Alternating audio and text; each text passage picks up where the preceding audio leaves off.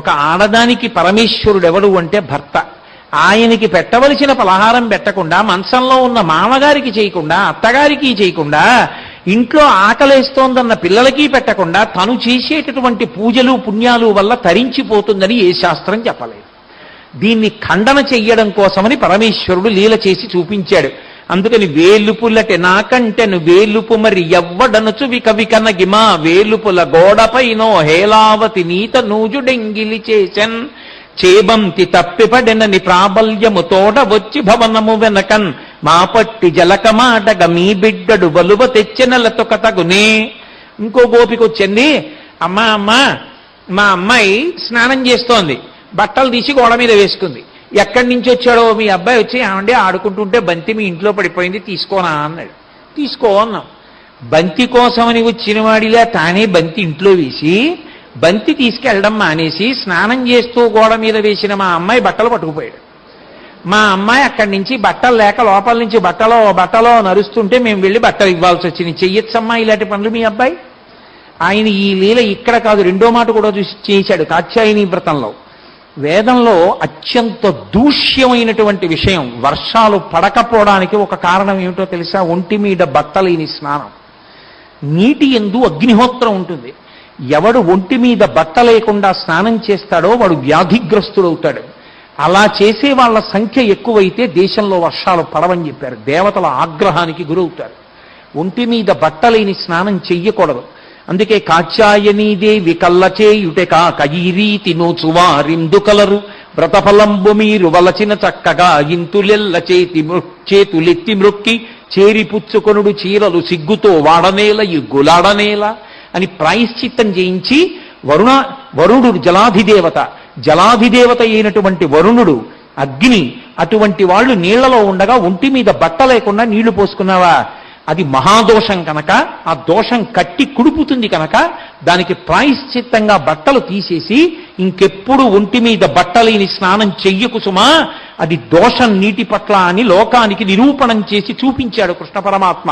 పైకి ధూర్తచేష్టితంలా కనపడుతుంది, కానీ ఆంతరమునందు మహోత్కృష్టమైనది. ఒంటి మీద బట్టలేని స్నానం ఎప్పుడు అంటే ఒకే ఒక్కసారి చేయిస్తారు. అది ఎప్పుడు అంటే ఇంట్లోంచి తీసుకెళ్ళిపోయేటప్పుడు స్నానం చేయించి సైను బట్టోటి కప్పేస్తారు. చిట్ట చివర పాడి తీసుకెళ్లి అగ్నిహోత్రం మీద పెట్టేసే ముందు మళ్ళీ కిందకి దింపి కడవతో ఒక్కసారి నీళ్లు పోసేస్తారు, బట్ట తీసేసి పోసేసప్పుడు తీసుకెడతారు. దిగంబర స్నానం చేశాడు అంటే చచ్చిపోయిన వాడి స్నానంతో సమానం. అది చిట్ట చివరి స్నానంతో సమానం. పరమ అమంగళ స్నానం. అటువంటి అమంగళ స్నానాలు ఇళ్లలో చేయకూడదు. అందుకే ఎక్కడికన్నా వెడితే స్నానశాటి అని ఒకటి పట్టుకెడుతూ ఉంటారు. భగవంతుడంతటి వాడికి అభిషేకం చేస్తే స్నానశాటి కట్టి అభిషేకం చేస్తారు. వెంకటాచల క్షేత్రంలో కూడా శుక్రవారం నాడు స్వామికి పూరాభిషేకం జరుగుతుంటే లంగోటా కట్టుకుని ఉంటాడు, ఉండి స్నానం చేస్తాడు తప్ప భగవన్మూర్తులకు కూడా దిగంబరంగా అభిషేకం చేయించరు. అసలు దిగంబర స్నానం అన్న మాట శాస్త్రంలో నీలే లేదు. అది పరమ దూష్యం. అటువంటి అలవాట్లు, అటువంటి ఆచారాలు ఉండకూడదు. కాబట్టి దీన్ని ఖండించడానికి, అలా ఉండకూడదని చెప్పడానికి స్వామి చేసినటువంటి లీల. అలాగే మహానుభావుడు ఇంకొక లీల చేశాడు ఒకానొక సందర్భంలో. అందులో ఒక గోపిక వచ్చి అంది, కొడుకులు లేరని వకసతి వగవగ తన్ను మగనిగా గైకొని నన్ కొడుకులు కలిగెదర నిపై పడినాడిది వినుము శిశువు పనులే తల్లి. ఏదో గోపకాంతలందరూ కూర్చుని మాట్లాడుకుంటున్నారు. గోపాల బాలులందరూ ఏదో వ్యవసాయ పనులు, ఆ ఆవులు మేపుకోవడానికి వెళ్ళిపోయారు. అందులో పాపం పెళ్ళై కొత్తగా 2 ఏళ్ళో 3 ఏళ్ళో అయిపోయింది. ఇంటికి వచ్చిన కోడలు ఇంకా సంతానం నీకు కలగలేదమ్మా అని వాళ్ళు అడుగుతుంటే అవి చిన్నబుచ్చుకుని ఏడుస్తోంది. సంతానం కలగలేదు, ఎప్పటికి బిడ్డ కలుగుతాడో అని. ఎక్కడున్నాడో ఆడుకుంటూ కృష్ణుడు విన్నాడు. గబగబా వచ్చి అన్నాడు, మీ ఆయన్ని నమ్ముకుంటే ఏం సంతానం కలుగుతుందమ్మా, నన్ను నమ్ముకో సంతానం కలుగుతుందని మీద పడ్డాడమ్మా. చిన్నపిల్లలు చేసే పనులేనా, తప్పు కదా అన్నారు. పైకి చూడ్డానికి ధూర్తచేష్టితంగా ఉంటుంది, అలా అర్థం చేసుకోకూడదు. దాన్ని సక్రమంగా తీసుకోవాలి. పుట్టు గొడ్రాళ్లకు బిడ్డలిచే గోవిందుడే వేడుకొందామా వేడుకొందామా వెంకటపతి వెంకటేశ్వరుని వేడుకొందామా అని అన్నమాచార్య కీర్తన ఉందా లేదా? భగవంతుడు పుట్టు గొడ్రాలికి కూడా బిడ్డలిచ్చి అమ్మాని పిలిపించుకుని సంతోషించేటటువంటి అదృష్టాన్ని కటాక్షిస్తాడు. గత జన్మల పాపం తల్లి కావడానికి అవరోధంగా వస్తే ఆ అవరోధాన్ని తొలగించి అమ్మా అని పిలిపించుకునే అదృష్టాన్ని ఇచ్చేటటువంటి వాడు పరమాత్మ. ఎందుకమ్మా ఏడుస్తావు బిడ్డలు లేరని? నన్ను భర్తగా నమ్ముకో. భర్త అంటే పతి అంటే భరించువాడు. పరమేశ్వరుడు ఉన్నాడని నమ్మి పరమేశ్వరుణ్ణి స్తోత్రం చేయి. నీకు బిడ్డలు కలుగుతారని ఊరడింప చేయడం, లోకానికంతటికి మార్గదర్శనం చెయ్యడం ఆ లీల యొక్క అంతరార్థం. ఇలా ఎన్ని లీలలు ప్రదర్శించాడో మహానుభావుడు. వ్యాస భాగవతం కన్నా కూడా పోతన గారి భాగవతంలో ఎన్ని లీలలు చేయించి చూపించారో కృష్ణ భగవానుడి. ఆయన కన్నా కూడా ఇంకా అనుభవించినటువంటి వాడు లీలాశకుడు. వాళ్ళందరికీ ధ్యానంలో కృష్ణ పరమాత్మ దర్శనమిచ్చాడు. దర్శనమిచ్చి ఒక్కొక్క లీల చేసి ఆవిష్కరించి చూపించాడు. అసలు లీలాశకుడు అనుభవించినటువంటి బాలకృష్ణుని లీలలు అత్యద్భుతాలు. అసలు ఆ శ్లోకాలు కంఠగతం అయితే నేను మీతో ఒక యథార్థం చెప్తున్నాను.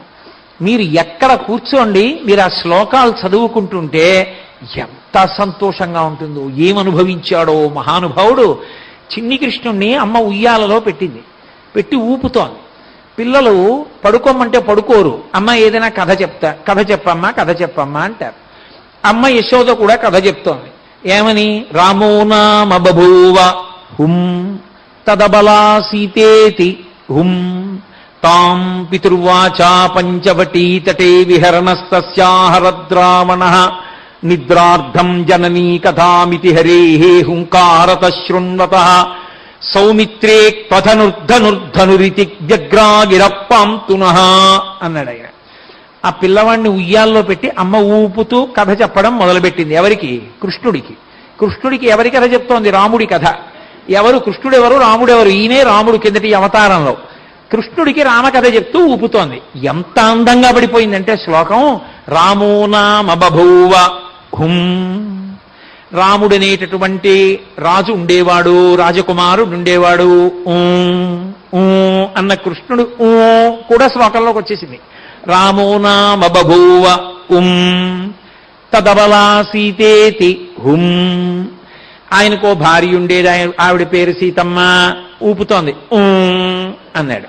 తాం పితుర్వాచా పంచవటీ తటే విహరణస్తస్యాహరద్రామణః. తండ్రి అయిన దశరథ మహారాజు గారి యొక్క మాట సత్యం అవడం కోసమని రాముడు తన భార్య సీతమ్మతో కలిసి 14 సంవత్సరముల అరణ్యవాసాన్ని చేయడం కోసమని వెళ్లి పంచవటీ తటంలో ఉండగా రావణాసురుడే రాక్షసుడు సీతమ్మ తల్లిని అపహరించాడు అంది. అనలేదుట. పడుకున్న కుర్రాడు ఒక్కసారి పైకి లేచి సౌమిత్రే క్వధనుర్ధనుర్ధనురితి వ్యగ్రాగిరప్పాంతునః. ఓ లక్ష్మణ, ఏదిరా నా విల్లిలా పట్రా అన్నట్టు. ఎందుకని? కృష్ణావతారం అయినా మరి రామావతారం అయిందే కదూ. రామో నామ బభూవ అంటే హుం అన్నాడు. తదబలా సీతేతి హుం అన్నాడు. సీతాపహరణం చెప్పేటప్పటికి అంత కృష్ణావతారంలో కూడా లక్ష్మణుడిని మర్చిపోలేదు, ఎప్పుడూ పక్కన ఉంటాడు కాబట్టి. ఆ కృష్ణావతారంలో ఉరే లక్ష్మణ ఏది లభట ధనస్సని వ్యగ్రత కోపంతో అరిచేట. హడిలిపోయింది కథ చెప్తున్నటువంటి యశోద. నిద్రార్థం జననీ కథామితి హిరే హుంకారత శృణ్వతః. నిద్ర వస్తుందని పిల్లాడికి కథ చెప్తే వీడేమిట్రా గబాలను లేదు, లక్ష్మణ నా విల్లేదంటాడేమిటని చల్లబోయింది. అమ్మ గుర్తుపట్టేస్తుందేమో అని ఓ దొంగ నవ్వు నవ్వి మళ్ళీ పడుతున్నాడు. అలా నవ్విన కృష్ణుడు ఉన్నాడే, ఆయన మమ్ము రక్షించుగాక. అలా ఇన్ని అనుభవించాడు. గోపిక ఒక గోపిక చాలా తెలివైన పిల్ల. ఆమె బాగా ఆలోచించింది. రెడ్ హ్యాండెడ్గా పట్టుకున్నాడంటారు చూసారా, దొంగతనం చేస్తుండగా సాక్ష్యంతో పట్టుకోవాలి. అందుకని వెన్న దాచుకుంటే లాభం లేదు, తినేస్తాడు.